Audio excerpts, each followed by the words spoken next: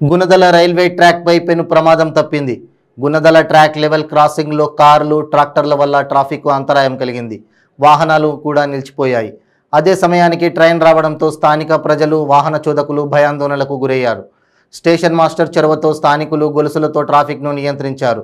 ఘటన తర్వాత గుణదల ట్రాఫిక్ పై 4 వీలర్స్ ఆపాలంటూ స్థానికులు ఆందోళనకు దిగారు. ప్రతిరోజు ఇదే తంతు అని ట్రాఫిక్ పోలీసులు పట్టించుకోవడం లేదని స్థానికులు ఆరోపించారు. తక్షణమే గుణదల ట్రాక్ పై ట్రాఫిక్ ఏర్పడకుండా చర్యలు తీసుకోవాలని వారు కోరుకుంటున్నారు.